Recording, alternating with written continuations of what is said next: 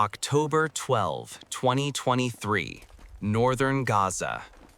They say modern warfare is a war of data and machines, yet it remains a war of miscalculation and random miracles.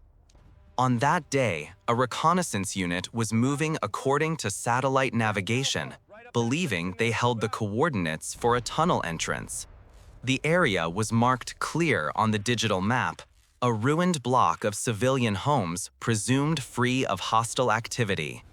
The dust, the intense sun, and the false silence of the urban battlefield enveloped them. Lieutenant Eitan led the way, carrying radar scanners and thermal imaging cameras. He had grown too familiar with the smell of shattered concrete and the dry heat, too trusting of technology's invisibility. But in urban warfare, the ground beneath is an uncontrollable variable. The explosion was not a loud roar, but a tearing sound of metal right beneath their feet. It felt as if the earth had suddenly been gutted. A blinding flash, then white dust and darkness. A booby trap had been triggered, perhaps an old mine, or a tunnel weakened by prior airstrikes. Everything fell into a chilling silence, leaving only a high-pitched ringing in his ears and the thick smell of oil. Eitan was half buried, his left arm pinned, his radio shattered. He was cut off from the digital world and alone in the rubble of the physical world. Deep beneath the shattered concrete, 9:30 a.m. Now Eitan was left only with the faint light of a remaining tactical flashlight. The space was cramped, filled with snapped rebar and debris. He couldn't move his left arm, but he could breathe. In the absolute darkness, his own breath became terrifyingly loud, the only remaining sound of life. He had to fight two enemies, the feeling of loneliness and the brain's own conspiracy theories. He heard distant machine gun fire, seemingly close, yet miles away. Were his comrades searching for him? Or was it just an auditory hallucination created by his mind to fuel false hope? Modern battlefields are often described as theaters of relentless connectivity, but this moment of severance brought the most primitive isolation. He pushed a small slab of concrete with his shoulder. Fine dust fell like snow, making him cough. He touched the helmet camera on his cap. The screen was cracked, useless.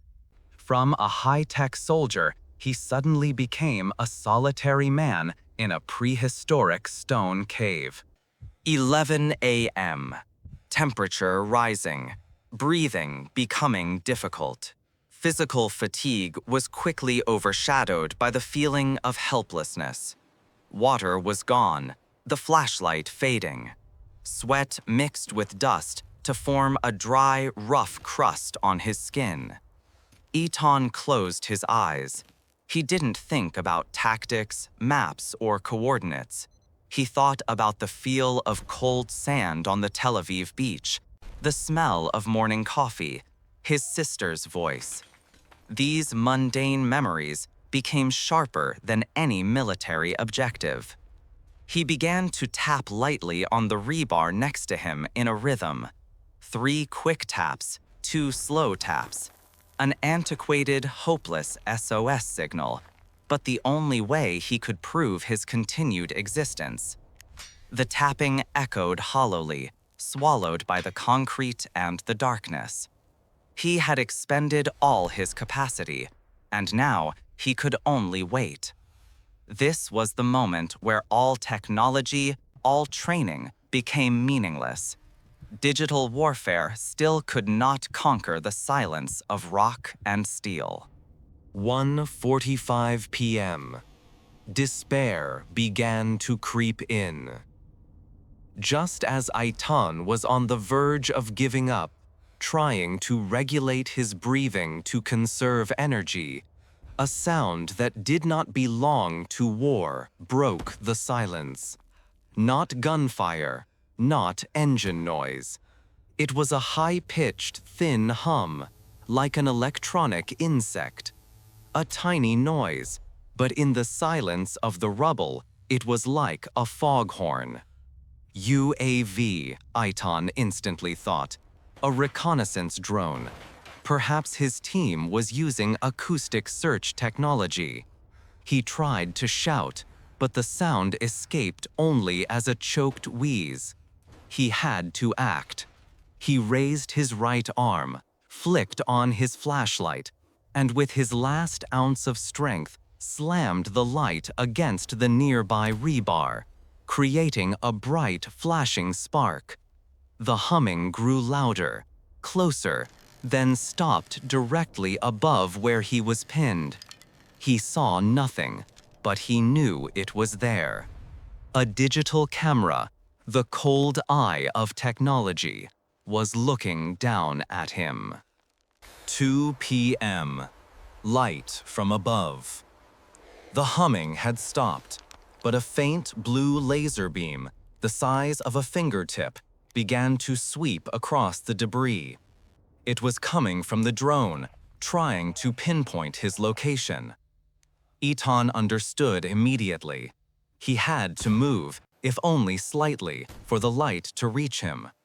With every movement, the pain from his left arm flared, but he struggled to shift to the right.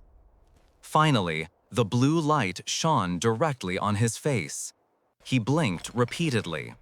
Then he used his finger, tracing a circle on the dusty metal gutter. "I am alive." The drone did not reply with a voice. It replied with mechanical sound. The hum intensified, then lowered, stabilizing. Then it lowered a thin cable, at the end of which was a small bottle of water and a reserve radio battery.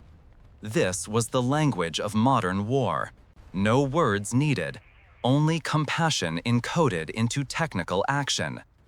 Eitan realized that the drone operator, miles away, was also seeing his loneliness and had sent down a human message. 3:30 p.m. Heavy engine noise.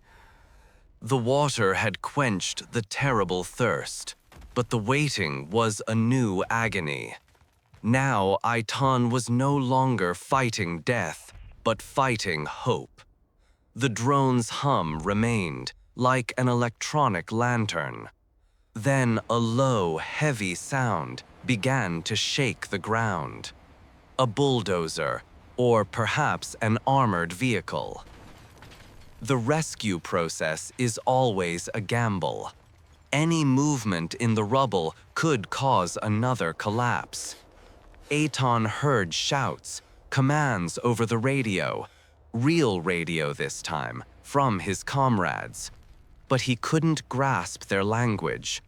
He could only stare into the darkness, surrendering his fate to the calculations of the machine and the courage of the people above.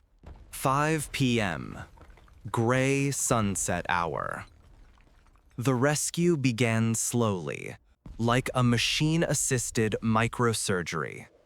The bulldozer removed the concrete slabs one by one, creating thick clouds of white dust. The gray twilight, filtered through the dust, created a surreal scene. Eitan could feel the vibration of the moving stones, a painful relief. He tried to use the radio to communicate, but only heard chaotic radio chatter and relentless calls. Finally, a small gap appeared right above his head. He saw a dusty face, tired but determined eyes. No words were needed. Eitan knew he had been found. This was the human moment that digital war cannot erase. The connection of human eyes amidst the smoke. 6:15 p.m. The moment of freedom. After nearly 9 hours trapped, Eitan was pulled out of the rubble. The first feeling was not relief, but a spreading ache and dizziness from the light and air. He lay on the ground, struggling to breathe. The world around him was organized chaos, radio calls, engine noises, the worried faces of his comrades. He saw the drone. It wasn't large, just a small quadcopter, resting silently on a rock a few meters away. This cold machine, operated by an unknown soldier somewhere, had become his guardian angel.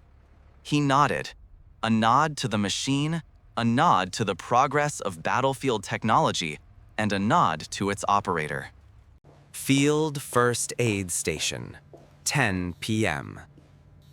After receiving first aid, Eitan lay on the stretcher, staring at the dim fluorescent light.